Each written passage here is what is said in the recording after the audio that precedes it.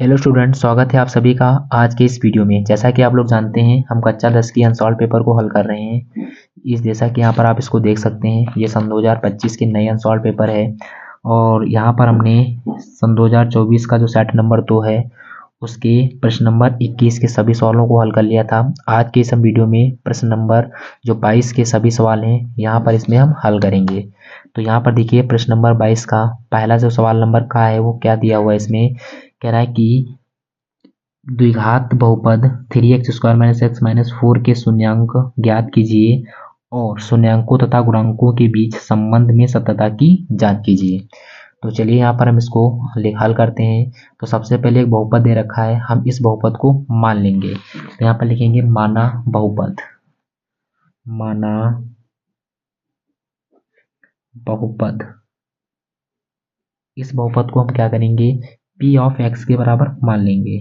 तो p of x बराबर, इसको हम लिख सकते हैं 3x² माइनस का x माइनस का कितना है 4 है। ठीक है, अब मुझे क्या करना है कि इस बहुपद से शून्य ज्ञात करने हैं। तो यहाँ पर लिखेंगे शून्य के लिए, शून्य के लिए, शून्य के लिए क्या करना होता है, जो p ऑफ x है इसके सदैव बराबर हम कितना मानते हैं, 0 मानते हैं। और आप चाहो तो इसको समीकरण 1 भी मान लो बहुपद को। ठीक है, तो यहाँ पर हम p ऑफ x की जगह पर 0 रखेंगे तो हम कह सकते हैं 3x² - x - 4 के बराबर में कितना हो जाएगा, 0 हो जाएगा। तो ये हो जाएगा 3x² माइनस में x माइनस में 4 और उसके बराबर में कितना हो गया, 0 हो गया। ठीक है, अब हम क्या करेंगे, हम इस, देखिए इसके बराबर में अगर 0 हो गया तो एक द्विघात समीकरण बन गया। हम क्या करेंगे, इसको हल करके x के मान निकाल लेंगे। तो जो हमारे x के मान होंगे वही इस बहुपद के क्या होंगे, शून्य होंगे। तो उसको निकालने के लिए क्या करते हैं, हम इसके गुणनखंड से हल कर सकते हैं। ठीक है, तो गुणनखंड करने का रूल क्या होता है, लास्ट वाली संख्या की गुणा पहले से कराते हैं। तो 4 तिया कितना होता है, 12। 12 के तुम्हें ऐसे गुणनखंड करने हैं कि जोड़ने या घटाने पर 12 के कोई 2 ऐसे गुणनखंड करो इसमें जोड़ने या घटाने पर कितना प्राप्त हो, यहाँ पर 1 आना चाहिए। तो यहाँ पर हम कह सकते हैं 4 तिया 12। तो ये हो जाएगा 3x² माइनस 4 में से अगर मैं 3 को घटा दूं तो यहाँ पर 1 मिल जाएगा। x लिखा है लिख लो, -4 लिखा है लिख लो, बराबर में 0। तो ये हो जाएगा 3x² माइनस प्लस माइनस 4 की गुणा x से कराएंगे तो ये 4x हो जाएगा। माइनस माइनस प्लस 3 की गुणा x से कराएंगे तो 3x हो जाएगा, -4 बराबर में कितना, 0। अब देखिए दोनों में से हम कितना कॉमन ले सकते हैं, x कॉमन ले लेंगे तो यहाँ पर बचेगा कितना, 3x माइनस में कितना, 4। उसके बाद में देखिए दोनों में से कितना कॉमन मिलेगा, इन दोनों में कुछ नहीं कॉमन मिला तो 1 मिलेगा। तो हो जाएगा 3x माइनस में कितना, 4 बराबर में कितना, 0। सभी में से कितना कॉमन मिलेगा, 3x माइनस 4 मिलेगा। तो बचेगा कितना, x प्लस का 1 बराबर में कितना, 0। तो एक बार हो जाएगा ये 3x माइनस 4 के बराबर में 0। एक बार हम लिख सकते हैं x प्लस 1 के बराबर में 0।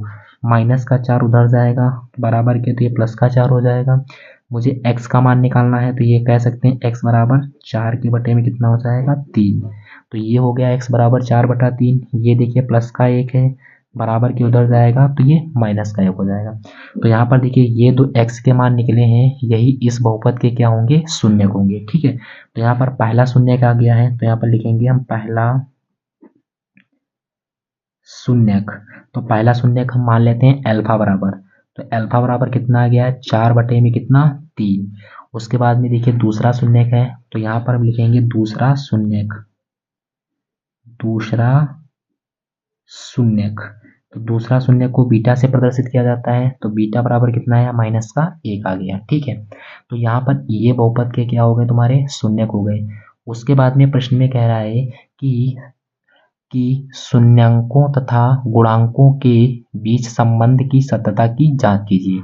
तो यहाँ पर संबंध में सत्यता की जांच करने के लिए क्या करना है, सबसे पहले देखिए मुझे ये सिद्ध करना है कि अल्फा प्लस बीटा जो होगा वो उसका मान बराबर हो जाएगा और अल्फा इंटू बीटा वो दोनों के मान दोनों के केस में आपस में क्या होंगे, बराबर होंगे। किस प्रकार से, आप यहाँ पर देख लो। सबसे पहले हम क्या करेंगे, सत्यता की जांच के लिए तो हमारा बहुपद माना था उसको हम मानक बहुपद से तुलना कराएंगे। तो यहाँ पर लिखेंगे बहुपद p ऑफ x की, बहुपद p ऑफ x की मानक बहुपद क्या होता है सूत्र, ax² plus bx plus c से क्या करने पर, तुलना करने पर, ठीक है। तो जब हम इसकी से तुलना कराएंगे तो यहाँ पर देखिए a बराबर मुझे कितना मिलेगा, a बराबर कितना मिल जाएगा, देखिए यहाँ पर 3x² है तो a की जगह पर 3 है तो a बराबर मुझे 3 मिल जाएगा, b बराबर कितना मिलेगा -1 और c बराबर कितना मिलेगा -4 मिलेगा। जैसा कि यहाँ पर देख सकते हैं a की जगह पर 3 था, b की जगह पर -1 है, c की जगह पर -4 है। तो यहाँ पर हम जब तुलना करेंगे इससे तो यहाँ पर हमें मान मिल गए। तो यहाँ पर सबसे पहले शून्यांकों का योगफल निकालेंगे। तो यहाँ पर लिखेंगे शून्यकों का योगफल। तो शून्यकों का योगफल का फार्मूला क्या होता है, अल्फा प्लस बीटा बराबर में सूत्र होता है -b अपॉन में कितना a। तो देखिए अल्फा का मान कितना है 4/3 है प्लस बीटा का मान -1 है, ठीक है। ये बराबर में हो जाएगा b, तो b का मान -1 है तो यहाँ पर b की जगह पर -1 आ जाएगा अपॉन में a। तो a का मान कितना है 3, तो यहाँ पर हम 3 रख देंगे।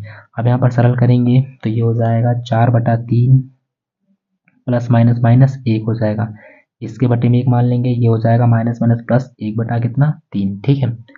तिरछी गुणा 4 एकम 4 -3 एकम 3/3 बराबर इधर कितना है 1/3। 4 में से 3 जाएगा स्टूडेंट, कितना बचेगा 1/3। ये किसके बराबर आ गया 1/3 के बराबर आ गया। तो इसका मतलब देखिए यही हम कह रहा था उतने समय कि शून्यकों का योगफल आपस में बराबर होना चाहिए। तो शून्यकों के योगफल का फार्मूला होता है अल्फा प्लस बीटा बराबर -b अपॉन a। वो देखिए यहाँ पर हमने सूत्र में मान को रख दिया और यहाँ पर देखिए दोनों तरफ से मान बराबर आ गए। तो इसका मतलब ये है कि तुम्हारे शून्यक 100% सही है। इसी प्रकार अब हम गुणनफल में जांच कर लेंगे। तो यहाँ पर लिखेंगे शून्यकों का गुणनफल।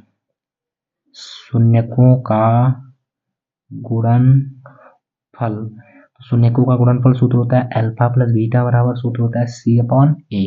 तो यहाँ पर देखिए अल्फा का मान कितना है 4/3, बीटा का मान -1 है, c का मान है -4, a का मान है कितना 3। हल करेंगे तो ये गुणा हो जाएगी, तो माइनस प्लस -4 एकम 4/3 बराबर -4/3। तो यहाँ पर देखिए शून्यकों के बीच में जो गुणनफल है वो भी आपस में बराबर है, -4/3 बराबर में -4/3। तो ये क्या हो गया हमारा प्रूव्ड हो गया। तो यही हमारा क्या हो जाएगा अल्फा बीटा के ये जो मान होंगे ये इसके करेक्ट आंसर होंगे। तो उम्मीद करते होंगे आपको ये वीडियो सवाल पसंद आया होगा। उसके बाद में इसका अगला सवाल हल करते हैं।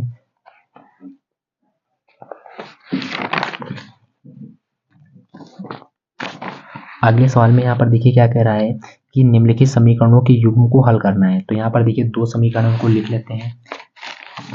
पहला समीकरण है देखिए 0.2x प्लस 0.3y और बराबर में दे रखा 1 में कितना 3, ठीक है।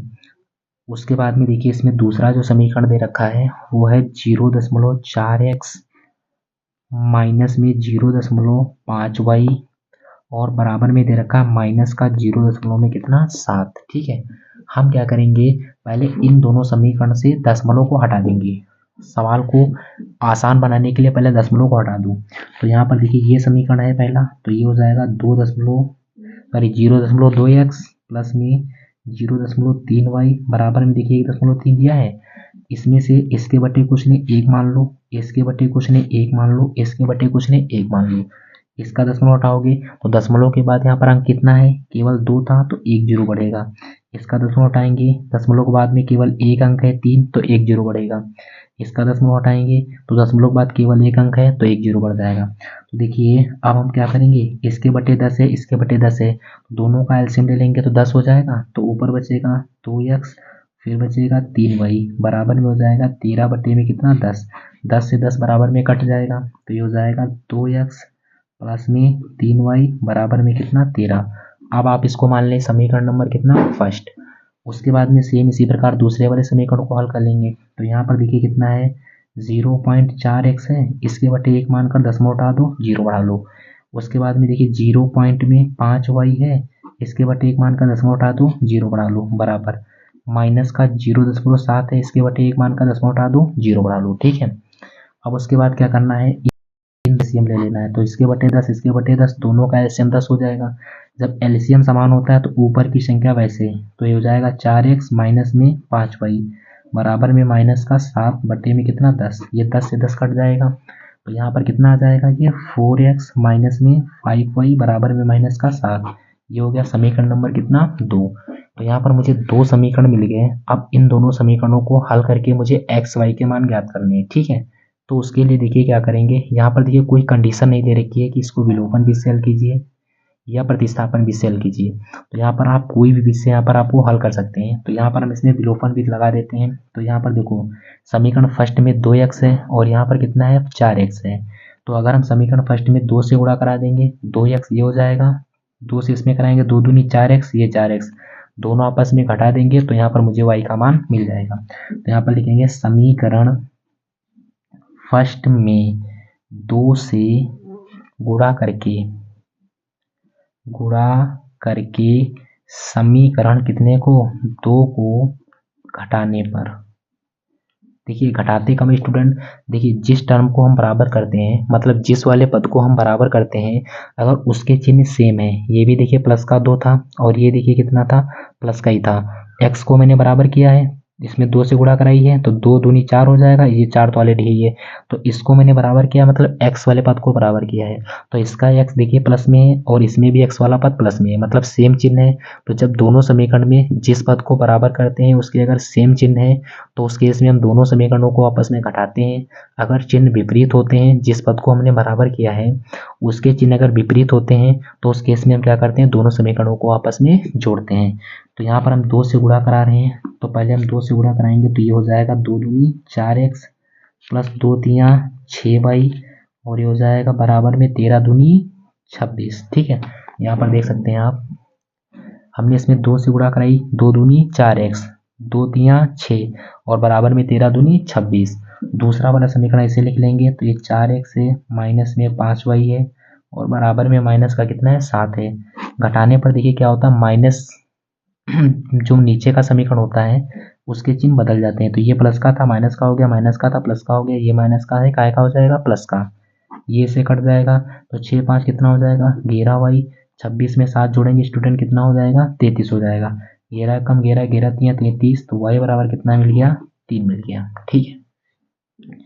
अब उसके बाद में देखिए क्या करेंगे, y का मान मिल गया तो x का मान निकालने के लिए y का मान समीकरण फर्स्ट में रखने पर, y का मान समीकरण फर्स्ट में रखने पर, तो यहाँ पर फर्स्ट में रखेंगे तो ये हो जाएगा 2x प्लस में 3 गुणे वाई की जगह पर 3 बराबर में कितना है 13, तो हो जाएगा 2x प्लस 3 तियाँ 9 बराबर में कितना 13, तो 2x बराबर ये 13 है, सॉरी ये प्लस का 9 उधर जाएगा तो 13 में से 9 घट जाएगा कितना बचेगा 4, 2 एक कम तो 2 दूनी 4, तो x बराबर कितना मिल जाएगा स्टूडेंट 2, तो x का मान 2 यही क्या होगा इसका बिल्कुल करेक्ट आंसर हो जाएगा। तो इसके बाद में अगले प्रश्न को हल करते हैं।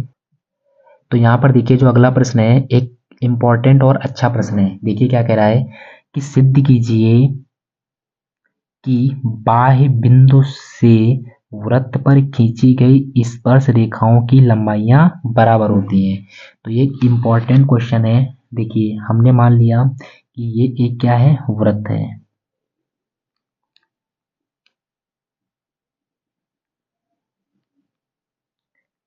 ये क्या हो गया एक वृत्त हो गया, ठीक है। ये इसका केंद्र हमने मान लिया कितना है O है, ठीक है। अब क्वेश्चन कह रहा है कि वृत्त के किसी बाह्य बिंदु से, तो ये हमने बाहर की ओर बिंदु ले लिया और इसका हमने नाम दे दिया कितना P। अब कह रहा है कि इस बाह्य बिंदु से वृत्त पर खींची गई स्पर्शी रेखाएं, तो ये हमने एक वृत्त पर स्पर्शी रेखा खींच दी और इसी तरह से एक इधर से हम ये स्पर्शी रेखा खींच दिया। अब क्वेश्चन का कहना है कि स्पर्शी रेखाओं की लंबाइयां आपस में बराबर होती हैं। तो हम मान लेते हैं वृत्त पर ये इस बिंदु पर स्पर्श करती है जिसका हम नाम दे देते हैं A, और इधर की साइड में ये जो रेखा है मतलब स्पर्शी रेखा है ये बिंदु B पर वृत्त को स्पर्श करती है, ठीक है। अब देखिए हम इसको अगर इससे मिला दें तो ये क्या हो जाएगी वृत्त की त्रिज्या हो जाएगी, ठीक इसी प्रकार इसको अगर हम इस बिंदु से मिला दें तो ये भी एक वृत्त की क्या हो जाएगी त्रिज्या हो जाएगी, ठीक है। और उसके बाद में देखिए हम क्या करेंगे इसमें कि सबसे पहले जो प्रश्न में दिया है पहले उसको लिख लो, इम्पोर्टेंट है क्वेश्चन, तो यहाँ पर आराम से इसको करेंगे। तो सबसे पहले देखिए क्या है, दिया है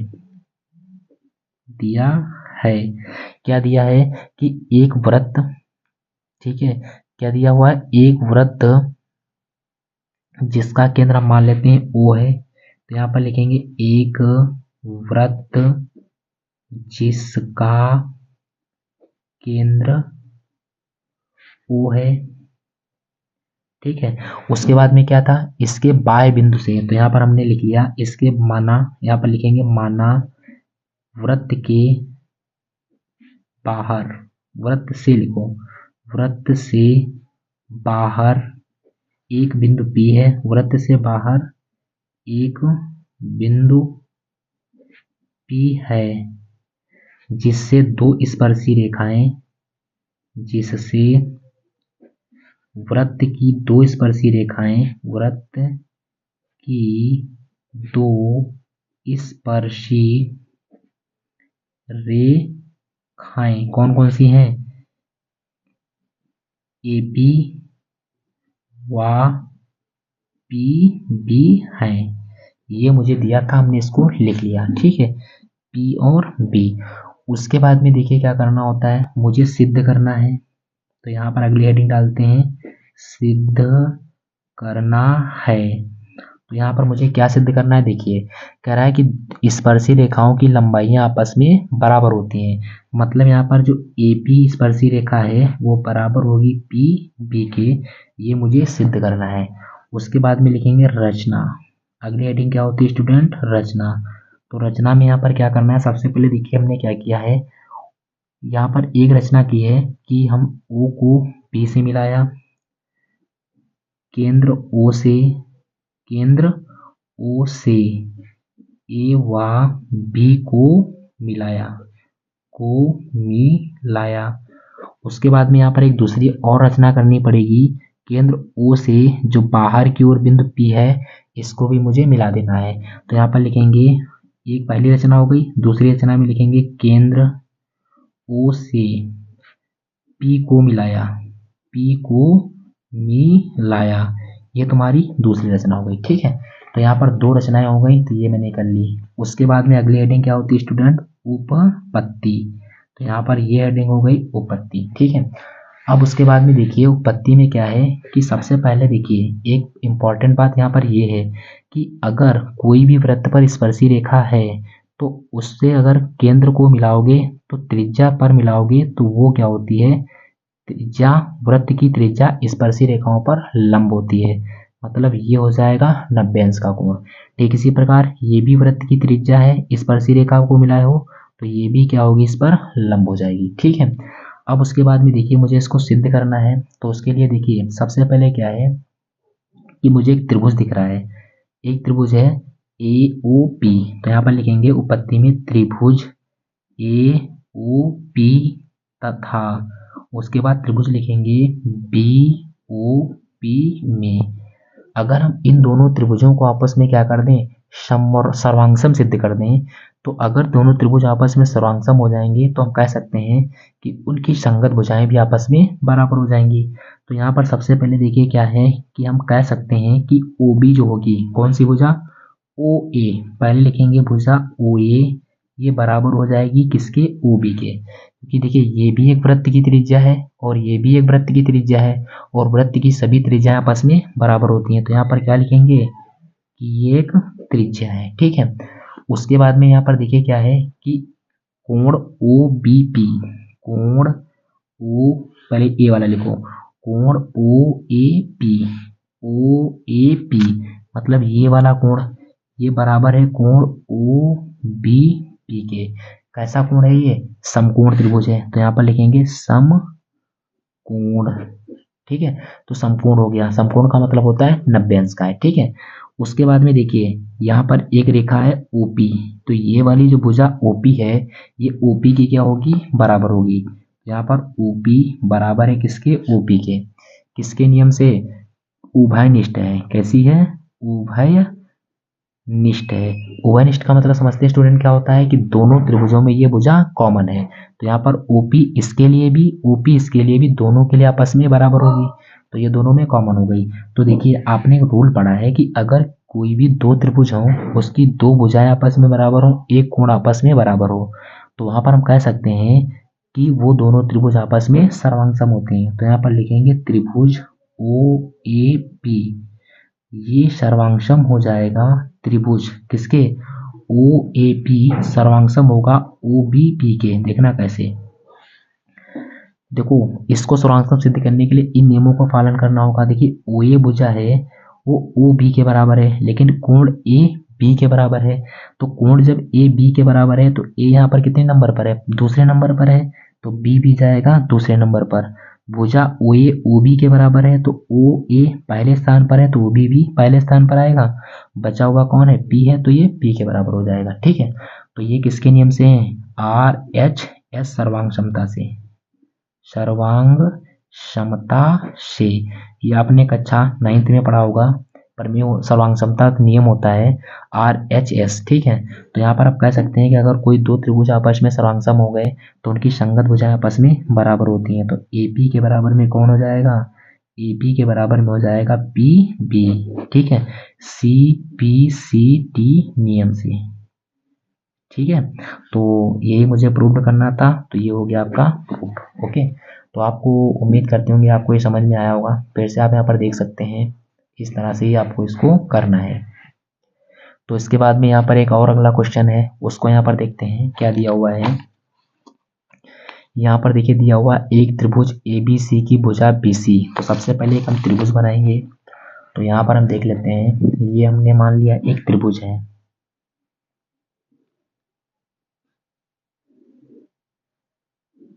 ये हमने मान लिया एक त्रिभुज है ABC। अब देखिए इसमें क्या कह रहा है कि त्रिभुज ABC की भुजा BC पर एक बिंदु D इस प्रकार है। तो BC भुजा पर हमने एक बिंदु ये मान लिया D है, हम A को D से क्या कर देते हैं, मिला देते हैं। ये देखिए कह रहा है कि इस प्रकार है कि कोण ADC, कोण ADC ये वाला जो कोण है वो कह रहा है बराबर है BAC के। तो BAC मतलब इस वाले पूरे कोण के क्या है, बराबर है। ठीक है, तो यहाँ पर मुझे दिया है उसको लिखेंगे सबसे पहले। तो यहाँ पर दिया है, क्या दिया है कि त्रिभुज ABC, त्रिभुज ABC है।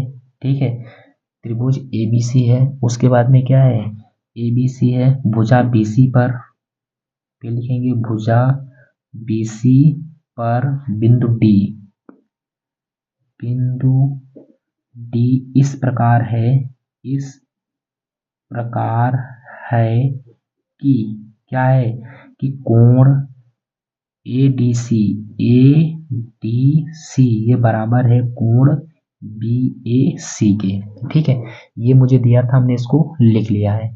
अब यहाँ पर मुझे सिद्ध करना है, उसको लिखेंगे। तो यहाँ पर लिखेंगे सिद्ध करना है। क्या सिद्ध करना है कि जो CA स्क्वायर है, CA स्क्वायर ये बराबर है CB और गुणे में किसके है, CD के। ये मुझे यहाँ पर सिद्ध करना है। तो इसको सिद्ध करने के लिए सबसे पहले देखिए एक मुझे त्रिभुज इसमें दिख रहा है ADC। तो यहाँ पर लिखेंगे पहले उपपत्ति, उपपत्ति में सबसे पहले लिखेंगे त्रिभुज ADC, ADC तथा त्रिभुज BAC में सबसे पहले देखिए एक त्रिभुज है ADC इस वाले को और BAC इस वाले को। हम इन दोनों त्रिभुजों को सबसे पहले समरूप सिद्ध करेंगे। समरूप सिद्ध किया होगा आपने, जो चैप्टर नंबर 7 है त्रिभुज का, वहाँ पर आपने सीखा होगा। तो यहाँ पर हम क्या करेंगे, इन दोनों त्रिभुजों को पहले समरूप सिद्ध करेंगे। तो समरूप सिद्ध करने के लिए देखिए सबसे पहले क्या है कि यहाँ पर कि एक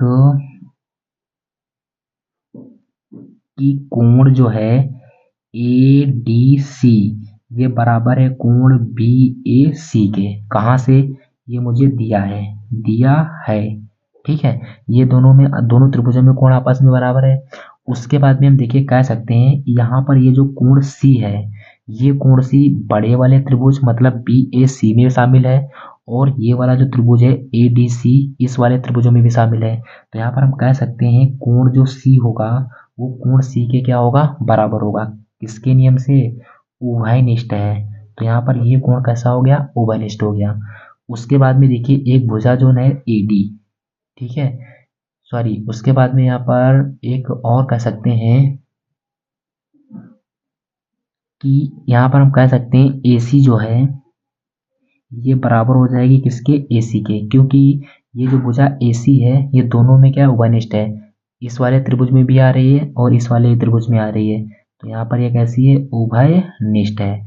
तो यहाँ पर देखिए अगर किसी दो त्रिभुजों के दो कोण आपस में बराबर हो जाएं और एक भुजा आपस में बराबर हो जाए, तो यहाँ पर हम कह सकते हैं त्रिभुज जो होगा वो कौन सा है, ADC ये समरूप हो जाएगा त्रिभुज किसके, DAC के। लेकिन ऐसे इसको नहीं लिखना है, नियम के अनुसार, इन दोनों तीनों नियमों के अनुसार। देखिए क्या है, D वाला कोण जो है वो A वाले कोण के बराबर है। तो यहाँ पर D वाला कितने नंबर पर है, A नंबर, मतलब दूसरे नंबर पर है।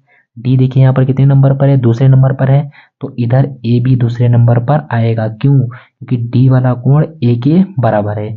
उसके बाद में देखिए कोण C के बराबर है। तो कोण C इधर देखिए कितने नंबर पर है, तीसरे नंबर पर है। तो C भी इधर तीसरे नंबर पर आएगा। उसके बाद में बचा कौन है, बचा यहाँ पर इसमें कौन है, B है। तो ये B यहाँ पर आ जाएगा, ठीक है। तो अब देखिए ये दोनों त्रिभुज आपस में सर्वांगसम हो गए। तो आपने पढ़ा, सॉरी, समरूप हो गए। तो आपने पढ़ा है कि अगर कोई दो त्रिभुज आपस में समरूप होते हैं तो संगत भुजाओं का अनुपात आपस में बराबर होता है। तो यहाँ पर एक भुजा AD उसके बटे में कौन आएगा, BA, ये बराबर हो जाएगा भुजा DC के बटे में कौन, AC, बराबर में हो जाएगा AC के बटे में कितना, BC। यहाँ से पहली भुजा है AD, तो AD के बटे में कौन हो गया, BA हो गया। दूसरी भुजा है DC उसके बटे में कौन हो गया, AC हो गया। फिर तीसरी भुजा है देखिए AC उसके बटे में कौन हो गया, BC हो गया। अब यहाँ पर देखिए मुझे अगर हम इन दोनों पोर्शनों को देखें तो इन दोनों को अगर हम आपस में तिरछी गुणा करा दें तो यहाँ पर मुझे जो सिद्ध करना है वो मिल जाएगा। तो यहाँ पर लिखेंगे द्वितीय व तृतीय पद से, ठीक है। तो यहाँ पर देखिए DC बटे में AC ये बराबर है AC के बटे में किसके, BC के। तो अगर हम AC गुणा AC से कराएंगे तो AC स्क्वायर हो जाएगा बराबर, उसके बटे में देखिए कौन है, CB को या BC को, तो हो जाएगा BC और गुणे में उसके कौन हो जाएगा, DC। यही मुझे क्या करना था, प्रूव करना था। आप इसको जिस तरह से यहाँ पर लिखे हो उसी तरह से यहाँ पर इसको लिख लेना, ठीक है। तो इसी तरह से आपको ये क्वेश्चन करना है। तो उम्मीद करते होंगे कि ये क्वेश्चन आपको समझ में आया होगा।